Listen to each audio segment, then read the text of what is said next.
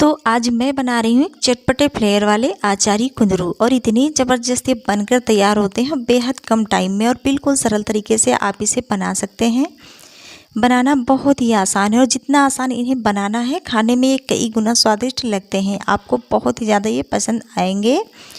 तो चलिए फिर फटाफट से बना लेते हैं।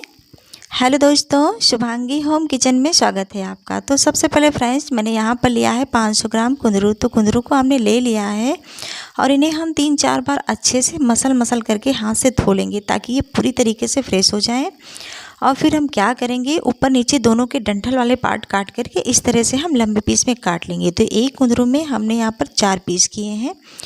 तो इसी तरह से हमें कुंदरुओं को काट करके तैयार कर लेना है फ्रेंड्स। तो सभी कुंदरुओं को हम इसी तरह से काट करके तैयार कर लेंगे।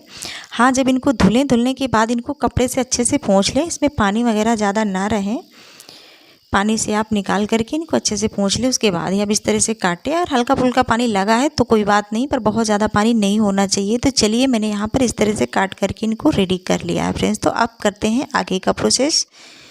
तो मैंने गैस पर कढ़ाई चढ़ा दी है। चढ़ाने के बाद हमने यहाँ पर 4 सूखी लाल मिर्ची और 1 से 1.5 चम्मच करीब यहाँ पर हमने जीरा डाला है। इनको हम रोस्ट कर लेंगे कुछ सेकंड के लिए।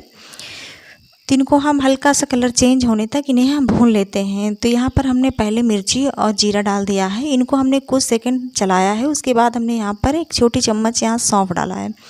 तो हम आचारी कुंदरू बना रहे हैं तो सौंफ का फ्लेवर इसमें बहुत ही अच्छा आता है। तो इसको डाल करके हम इसको भी रोस्ट कर लेते हैं फ्रेंड्स। तो इस तरह से हमें चलाते हुए लो फ्लेम पर अच्छे से भून लेना है। तो बहुत ज़्यादा डार्क कलर नहीं करना है, बस हल्का सा कलर चेंज हो, बस उतना ही हमें रखना है फ्रेंड्स।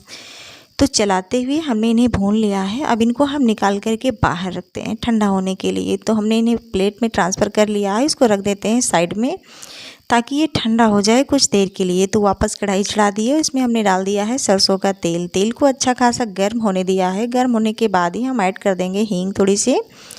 तो मैंने यहाँ पर 1 पिंच हींग ऐड कर दी है और साथ ही यहाँ पर कुंदरू के पीसेस ऐड कर दिया है जो हमने काट करके रखे हैं। तो अब इसको चलाते हुए कंटिन्यू हम 3 से 4 मिनट तक इसी तरह उलट पलट करते रहेंगे इसी के साथ। तो इस तरह से हम करते हुए 2-3 मिनट तक को हम कर ही लेंगे। उसके बाद इसको हम छोड़ेंगे ढककर पकने के लिए। तो इस तरह से हमें चला लेना है। तो पहले हमें इसमें कोई मसाले वगैरह तड़के कुछ भी ऐड नहीं करना है। तो अब ढक करके इसको हम पकाएंगे। तो जब तक ये पक रहा है तब तक ये हमारा जो हमने भून करके रखा है जीरा और मिर्ची सौंफ को, ये ठंडा हो गया है। तो इसको हमने मिक्सी के जार में डाल करके दरदरा पीस लिया है। तो पीस करके इस पाउडर बना करके हम तैयार कर लेंगे। तो इसको हमने दरदरा ही रखा है, बहुत ज़्यादा फाइन नहीं किया है। तो इसको हमने पीस करके रेडी कर लिया है। इसको रख दिया है साइड में। तो अब उधर हमारे जो कुंदरू पक रहे हैं उनको हमने फिर से खोल दिया है। अब खोलते हुए इसको हम फिर से चला लेते हैं अच्छे से। तो ये कुंदरू हमारे लगभग 30 से 40% पक गए हैं। तो इस तरह से चलाते हुए इसमें अब हम ऐड करेंगे कुछ मसाले। तो भुना हुआ धनिया पाउडर हमने डाला है और आमचूर पाउडर आधी छोटी चम्मच डाल दिया है। और इसी के साथ ही हमने जो मसाले पीस करके रखे हैं उसको हमने ऐड कर दिया है। तो जो मसाला हमने पीसा है, जो भून करके रोस्ट करके रखा है, तो लगभग छोटी चम्मच से 2 चम्मच मैंने ऐड किया है। इसी के साथ ही हमने स्वाद अनुसार नमक भी डाल दिया है।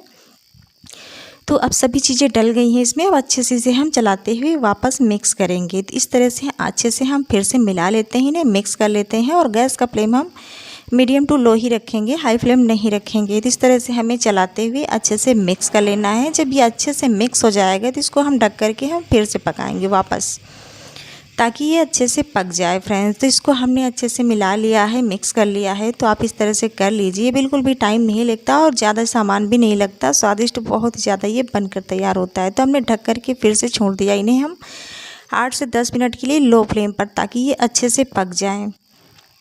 तो चलिए ये अच्छे से पक गया है। तो अब इसको हम वापस फिर से मिक्स कर लेते हैं, अच्छे से मिला लेते हैं। तो ये लगभग हमारे कुंदरू अच्छे से पक चुके हैं। तो पर इसमें है क्या, जो हमने ढक कर पकाया है तो इसमें थोड़ा सा मॉइस्चर आ गया है, क्योंकि भाप की वजह से थोड़ा सा पानी सा हो जाता है। तो इसको हमें सुखाना है। तो इस टाइम हम गैस का फ्लेम थोड़ा सा बढ़ा देंगे। बढ़ाने के बाद इसको हम चलाते हुए 1 से 2 मिनट तक अच्छे से हम फिर से चला लेंगे, ताकि ये थोड़ा सा ड्राई हो जाए। इस तरह से हमें कर लेना है फ्रेंड्स। तो बहुत ही आसान तरीका बनाने का और बहुत ही सरल तरीके से बन जाता है। आपने देखा कितनी जल्दी ये बनकर तैयार हो गया और स्वादिष्ट इतना कि जिसे कुंदरू नहीं पसंद आता वो भी इसे बहुत ज़्यादा शौक से खाएगा। तो चलिए हमारे ये कुंदरू तैयार हो गए हैं, हमने इन्हें ड्राई कर लिया है। तो अब इनको हम निकाल करके रखते हैं बाहर। तो आप सर्व कर सकते हैं खाने के साथ में, आप रोटी के साथ, पराठे के साथ और खाने के साथ भी आप दाल चावल के साथ भी रख सकते हैं, बहुत ही ज़्यादा स्वादिष्ट लगता है। अब इसे फ्रिज में रखकर 2 से 3 दिन तक खा भी सकते हैं, ख़राब भी नहीं होगा ये, क्योंकि इसमें पानी का मॉइस्चर बिल्कुल भी नहीं है। तो रेसिपी अच्छी लगे तो प्लीज़ लाइक कीजिएगा और चैनल को भी सब्सक्राइब कीजिएगा। Bye bye. फिर मिलती हूँ नई ब्लॉग में नई रेसिपी के साथ, तब तक के लिए बाय बाय।